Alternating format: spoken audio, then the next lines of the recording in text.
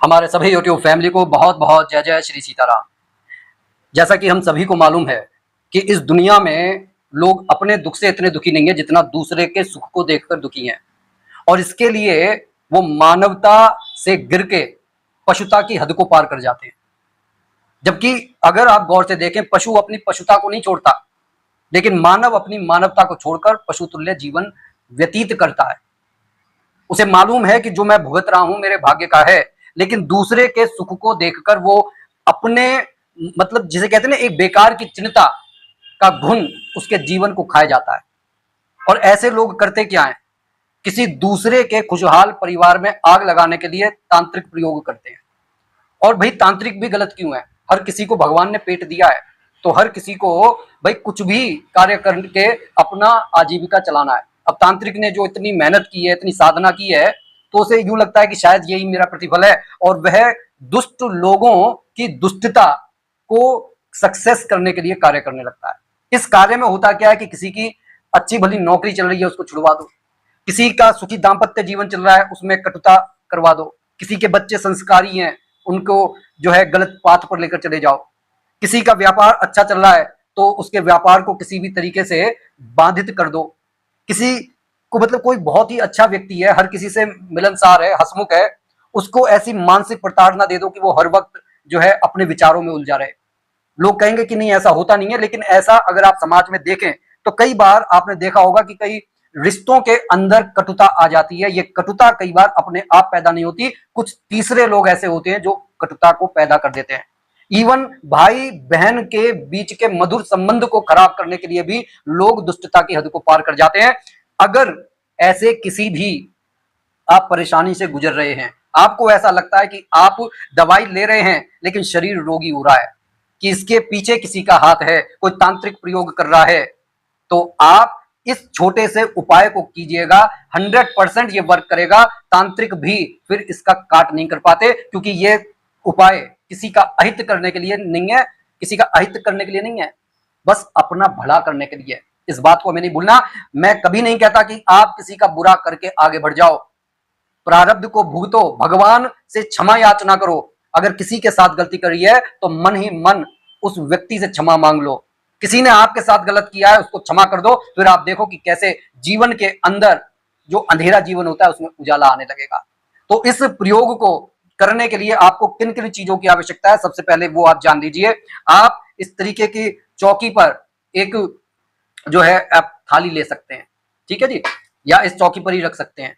आपको एक मिट्टी के दीवले की आवश्यकता पड़ेगी। इसमें ये आपने खड़ी बाती का दिया जो है जो लगा ली है, माचिस हो गई, ये आपको चावल चाहिए, ठीक है, अक्षत चावल हो, आपको सरसों का तेल चाहिए।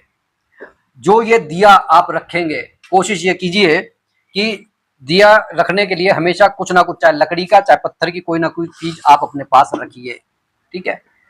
अब आपको करना क्या है इस छोटे से उपाय में? ये छोटा सा उपाय आपको शनिवार से शुरू करना है। रात्रि 8 बजे के बाद आपको इस उपाय को करना है। आपको इसके लिए ये चावल चाहिए होंगे। इस चावल से आपको भैरव जी को याद करते हुए भा बनाना है।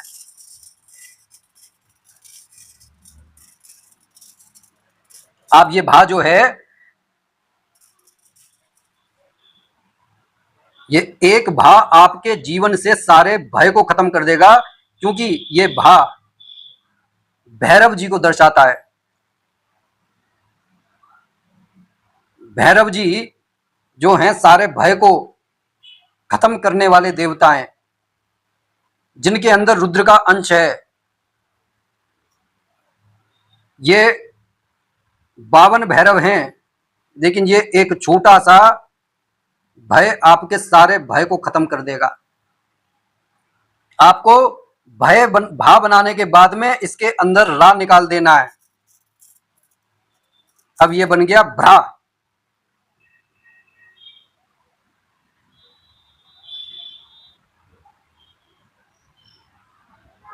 स्टॉप कर देना। ये जब आपने इसमें रा निकाल दिया नीचे, तो ये बन गया भ्रा। अब आपको इसके ऊपर एक बिंदी लगा देनी है, ये बन गया भ्रम। हिंदी व्याकरण है, इतना सभी को मालूम होगा। आपको ये मालूम है कि भाग कटा हुआ पेट का होता है, तो आपको बिल्कुल उसी तरीके से बिंदी का निर्माण करके आधा पेट आपको काट के इस तरीके से बना देना है। स्टॉप। इसके बाद में आपको इसके ऊपर एक त्रिशूल खींचना है।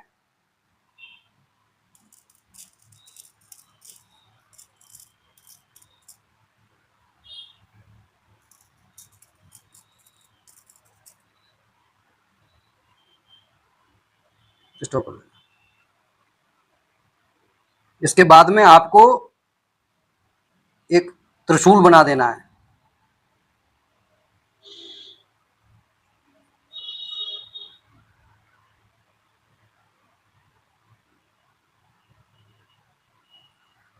अब इस तरीके से आपका ये भ्रम तैयार हो गया जिस पर एक त्रिशूल लगा हुआ है, और यही आपके सारे संकटों को खत्म करेगा। और किस तरीके से खत्म करेगा, इसके लिए हमारे को एक दीपक प्रज्वलित करना है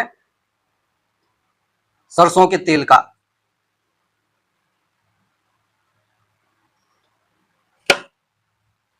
सरसों के तेल का दीपक प्रज्वलित करके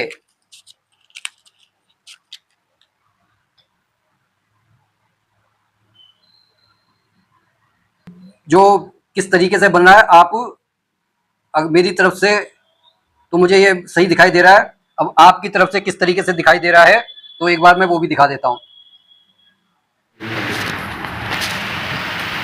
अब आप देख रहे हैं ये भा बना हुआ है, ये रा, और ये बिंदी लगी हुई है। आपको इसी तरीके से तैयार करना है, और ये त्रिशूल हो गया। तो आपने ये दीपक प्रज्वलित कर लिया। इस दीपक को प्रज्वलित करके आप इस भा के पेट के अंदर रख लेंगे और हाथ जोड़कर इस मंत्र का 11 बार जाप करेंगे। ओम ब्रह्म भैरवाय नमः 11 बार आप जाप करेंगे और कहेंगे कि हे भैरवनाथ, मेरे पर अगर किसी ने कोई संकट करा हुआ है, किसी ने कुछ भी किया हुआ है, वो उसी की तरफ चला जाए। मेरी आप रक्षा करें, मेरे घर की रक्षा करें, मेरे बाल बच्चों की रक्षा करें। इस तरीके से आपको प्रार्थना करनी है और इस दीपक को जलते रहने देना है। ठीक है, जब ये दीपक पूरी तरह से प्रज्वलित हो जाए तब आप इसको ढक दें। अगले दिन आपको ये एक ऐसे ही स्थान पर करें जहां से आपको ये हिलाना ना पड़े। 8वें दिन जब ये दीपक आपने जला लिया, शनिवार को आपने जला लिया, संडे को आपको क्या करना है, ये सारा सामान इकट्ठा करके आप एक कांटे के पेड़ के पास जाकर थोड़ा सा गड्ढा करके वहां पर ये सामान आप रख दें, हाथ जोड़ लें और घर वापस लौट आए, पीछे मुड़कर ना देखें। आप देखेंगे कि बड़े से बड़ा तांत्रिक भी अगर कोई उसके पास में जाता है आप पर कुछ करवाने के लिए तो वह करने से घबराएगा। आप साल में, महीने में जब आपको मौका मिलता है किसी शुभ समय पर आप इस क्रिया को दोहराते रहें, आपका परम कल्याण होगा। तो कैसी लगी ये वीडियो कमेंट करके जरूर बताइएगा और ज्यादा से ज्यादा इसे शेयर कीजिएगा, अपने अच्छे चाहने वालों के साथ भी शेयर कीजिएगा ताकि वो अपना लाभ उठा सकें। और जो भी भाई बंधु बहन हमारे चैनल पर नए हैं कृपया चैनल को सब्सक्राइब कर लें और कमेंट बॉक्स में इष्ट देव का नाम लिखना ना भूलें। और इसी के साथ मैं अपनी वाणी को विराम दे रहा हूं। जाते जाते इतना फिर कहूंगा, अगर हाइप का बटन आपको नजर पड़ रहा है तो हाइप देना ना भूलें। बोलिए जय जय श्री सीताराम।